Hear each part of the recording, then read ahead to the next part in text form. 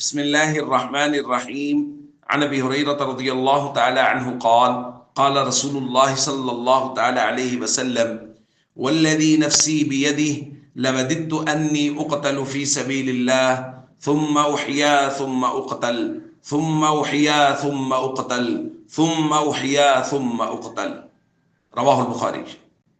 نبی کریم صلی اللہ علیہ وسلم نے ارشاد فرمایا، قسم ہے اس ذات کی جس کے قبضہ قدرت میں محمد صلی اللہ علیہ وسلم کی جان ہے، میری تو آرزو ہے کہ میں اللہ کے راستے میں قتل کیا جاؤں، پھر زندہ کیا جاؤں، پھر قتل کیا جاؤں، پھر زندہ کیا جاؤں، پھر قتل کیا جاؤں، پھر زندہ کیا جاؤں اور پھر قتل کر دیا جاؤں۔ دوستو، شہادت ایک عظیم مرتبہ ہے اور اس کی عظمت کا اندازہ اس بات سے لگائیے کہ کائنات کے سردار جناب محمد کریم صلی اللہ علیہ وسلم یہ خواہش و تمنا کر رہے ہیں کہ مجھے بار بار زندہ کیا جائے اور میں بار بار اللہ کے راستے میں شہید ہو جاؤں۔ اسی طرح نبی کریم صلی اللہ علیہ وسلم نے شہید کے بہت سارے فضائل بیان کیے ہیں۔ قرآن کریم میں شہید کی بہت سی فضیلتیں بیان کی گئی ہیں۔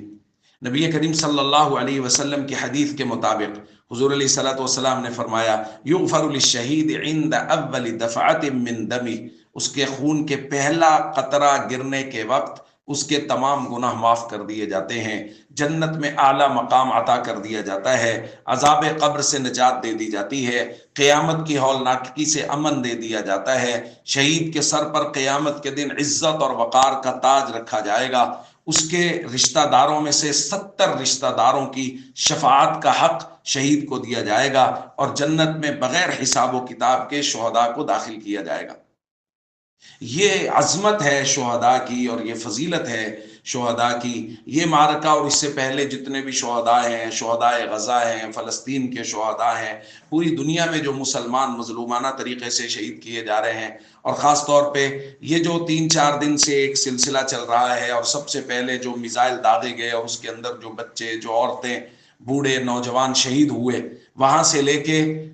اگلے مورچوں تک، اور ہماری افواج کے وہ نوجوان جو وطن عزیز کی سالمیت پر حملہ کرنے والوں کے خلاف لڑتے ہوئے شہید ہوئے، ان کو اللہ کی طرف سے یہ ایک بہت بڑا اعزاز ملا ہے۔ یاد رکھیے، یہ کوئی رونے دھونے کا مقام نہیں ہے، شہادت تو خوش ہونے کا مقام ہے۔ وہ تو ایک ایسا خوبصورت مرتبہ ہے، ایسا خوبصورت مقام ہے جس کی خواہش محمد کریم صلی اللہ علیہ وسلم جیسی عظیم الشان شخصیت اور ہستی کرتے چلے گئے۔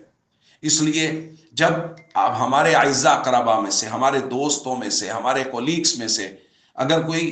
مرتبہ شہادت کو پہنچتا ہے، رتبہ شہادت کو حاصل کرتا ہے، تو یہ ہمارے لیے فخر کی بات ہے، یہ ہمارے لیے سعادت کی بات ہے۔ ان کے لیے تو سعادت کی بات ہے ہی صحیح جو شہید ہو گئے، یہ ہمارے لیے بھی سعادت کی بات ہے کہ ہم ان لوگوں کے ساتھ وقت گزار چکے ہیں جو آج جنت کے مہمان ہیں اور جو قیامت والے دن سفارش کرنے کے حقدار ہوں گے، وہ لوگوں کی سفارش کریں گے۔ اس لیے جو شہید ہوئے ہیں ان کے اوپر خوشی کا اظہار ہونا چاہیے کہ وہ لوگ تو اپنے مقاصد کو پا گئے، جیسے قرآن نے کہا فَمِنْهُمْ مَنْ قَضَى نَحْبَهُ وَمِنْهُمْ مَنْ يَنْتَظِرُ، کچھ لوگ وہ اپنا وعدہ پورا کر گئے اور کچھ لوگ انتظار میں ہیں۔ جانا سبھی نے ہے بھائی، اگر شہادت والا مرتبہ حاصل ہو جائے گا تو اس سے بڑی سعادت اور کوئی نہیں ہے۔